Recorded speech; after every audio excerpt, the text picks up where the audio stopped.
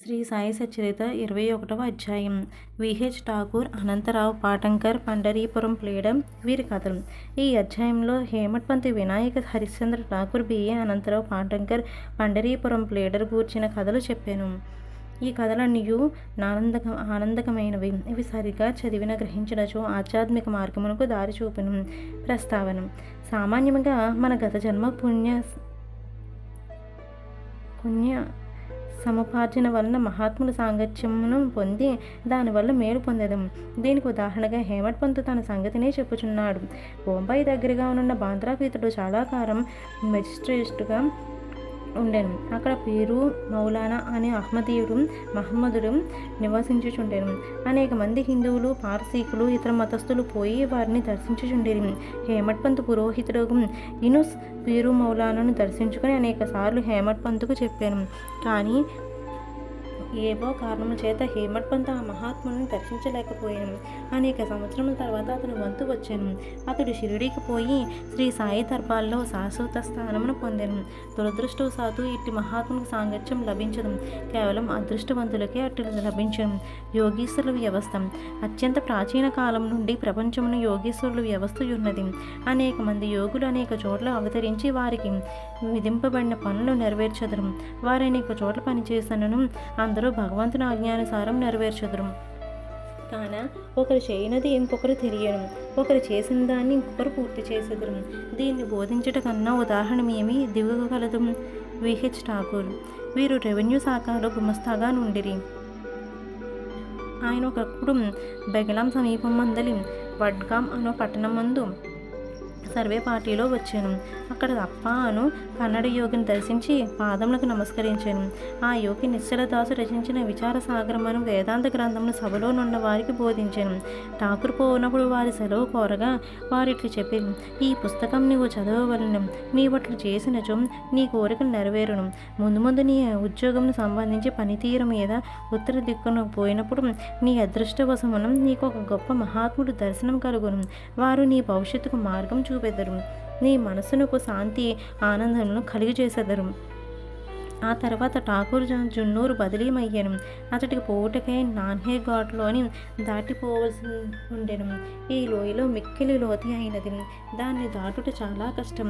దాన్ని దాటుట వెనుకపోతూ తప్ప ఇతరం ఏదియూ ఉపయోగించరాదు. కావున ఎనుబోతుపై లోయను దాటుటకి అతనికి బాధ కలిగాను. అప్పటి నుండి కళ్యాణ్ వద్దకు పోయి పెద్ద ఉద్యోగంపై బదిలీ అయ్యాను. అతడు నానాసాహెబ్ చందోద్కర్ పరిచయం కలిగాను.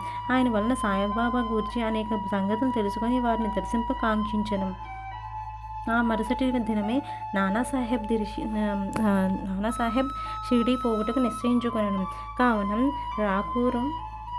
ఠాకూర్ను కూడా తనతో రమ్మని అడిగాను. ఠాకూర్ తనకు ఠానాలో సివిల్ కేసు ఉండటం రాలేనని చెప్పాను. అందుచే నానాసాహెబ్ ఒక్కడే వెళ్ళాను. ఠాకూర్ ఠానాకు వెళ్ళాను. కానీ ఇచ్చట కేసు వాయిదా పడాను. అతడు నానాసాహెబ్ వెంట షిరిడీకి వెళ్ళిపోవటం మిక్కిలి పశ్చాత్తాపడాను. అయినప్పటికీ షిరిడీ వెళ్ళాను. అంతకు ముందు రోజే నానాసాహెబ్ షిరిడీ విడిచిపెట్టానని తెలిసాను. ఇతర స్నేహితులు కొందరు అక్కడ కలిసిరి. వారు ఠాకూర్ను బాబా వద్దకు తీసుకుని పోయిరి. అతడు బాబాను చూచి వారి పాదములకు నమస్కరించి మిక్కిలి సంతసించాను. అతని కండ్లు ఆనంద బాష్పం నుంచే నిండెను. ఓడలు గగుర్చుపడెను.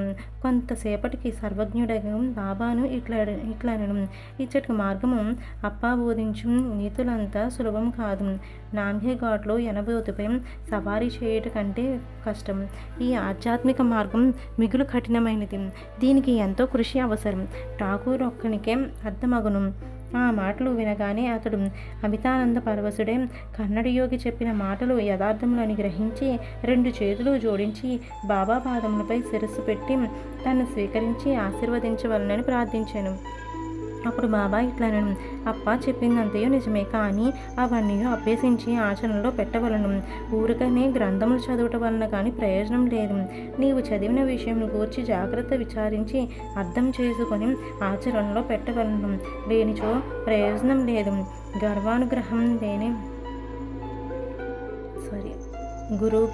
గురువానుగ్రహం లేని ఉత్త పుస్తక జ్ఞానం నిష్ప్రయోజనం.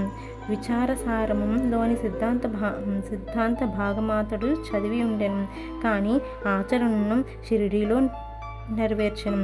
ఈ దిగువ చెప్పిన ఇంకొక కథ ఈ నీతి సత్యమును బలపరచును. అనంతరావు పాటంకరను పూనా పెద్ద మనిషి ఒకడు బాబాను చూడగోరాను. షిరిడీకి వచ్చి బాబా దర్శనం చేశాను. అతని కండ్లు సంతృష్టి చెందను. అతడు ఆనందించాను. అతడు బాబా పాదములపై పడి తగు విధంగా పూజించేసి పిమ్మట బాబాతో ఇట్లను, నేను ఎక్కువగా చదివి తిని నేరములను వేదాంతమును చదివి తిని అష్టాదశ పురాణమును వింటిని. నా మనసుకు శాంతి కలుగలేదు కనుక నా పుస్తక జ్ఞానమంతయు నిష్ప్రయోజనం. పుస్తక జ్ఞానం లేని నిరాడంబర భక్తులను నాకంటే మీరు మనశ్శాంతి పొందనిచో పుస్తక జ్ఞానమంతయు వ్యర్థం. నీ దృష్టి వలన నీ మహత్తరమైన మాటల వలన నీవు నాకు శాంతిని ప్రసాదింపు. అందుచే నేను ఇచ్చటికి వచ్చి తిని కావున నా యందు దాక్షిణ్యం చూపును, నన్ను ఆశీర్వదింపును. అప్పుడు బాబా ఒక నీతి కథని ఈ విధంగా చెప్పాను. 9 ఉండల గుర్రపు లద్ది నీతి కథ. ఒక నడకం వర్తకుడు ఇక్కడకు వచ్చాను. అతని ముందు ఒక ఆడగుర్రం లద్ది వేసినది. అది 9 ఉండలుగా పడిను. జిజ్ఞాసుడైన ఆ వర్తకుడు పంచకొంగును చాచి 9 ఉండలను అందులో పెట్టుకొనెను. ఇట్లు అతడు మనసును కేంద్రించగలిగాను. ఈ మాటల అర్థం పాఠంకరకు గ్రహించలేకుండాను.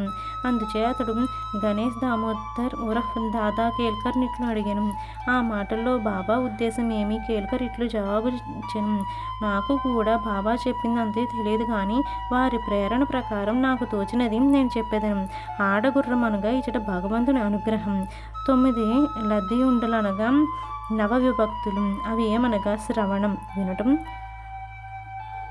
2వది కీర్తనం ప్రార్థించటం, 3 స్మరణం జ్ఞప్తి ఉంచుకోవడం, 4 పాదసేవ,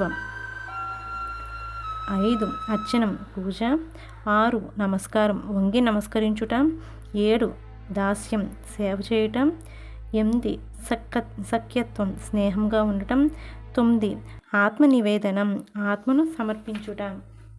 ఇవి నవవిభక్తులని. వీనిలో ఏదైనా ఒక మార్గమును హృదయపూర్వకముగా అనుసరించిన ఎడల భగవంతుడు సంతృష్టి చెందెను.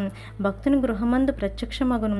భక్తి లేని సాధమును అన్నియు అనగా జపం, తపం, యోగం, ఆధ్యాత్మిక గ్రంథం పారాయణం, వానిలోని సంగతం నిరంతరం బోధించటం మొదలగును వాణ్ణి నిష్ప్రయోజనం.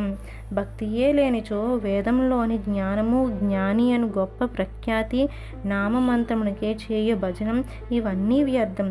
కావలసినది ప్రేమాస్పదమైన భక్తి మాత్రమే. నీవు కూడా వర్తకుడు అనుకొనుము లేదా సత్యము తెలుసుకొనుటకు ప్రయత్నించము. వాని వలె వ్యక్తి అనుకొనుము.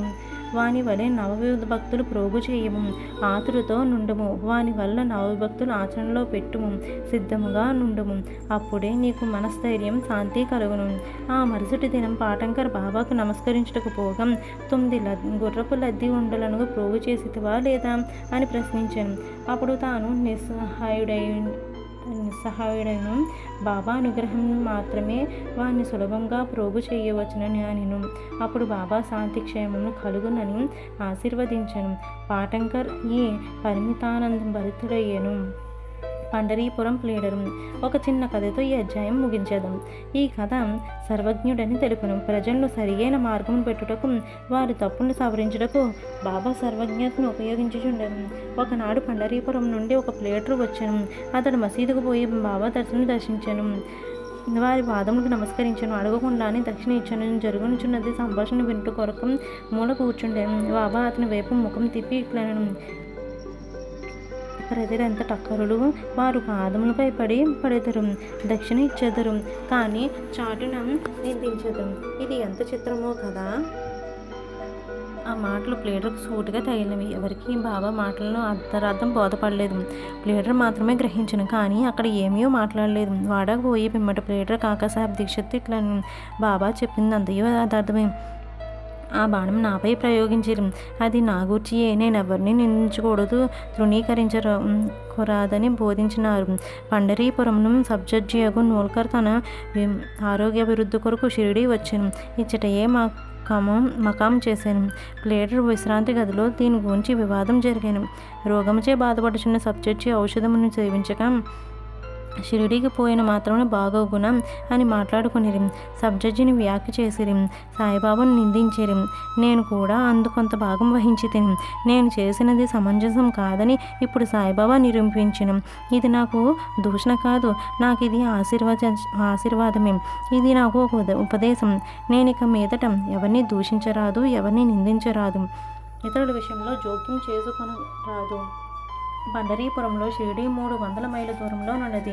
బాబా సర్వజ్ఞుడొకటిచే పండరీపురంలో ప్లేడర్ విశ్రాంతి గదిలో నేమి జరిగినో తెలుసుకొనిరి. ఈ నడుమునున్న స్థలం, నదులు, అడవులు, పర్వతములు వారి సర్వజ్ఞతతో కడ్డుపడలేదు. వారు సర్వమును చూడగలిగిరి. అందరి హృదయంలో గలదని చదవగలిగిరి.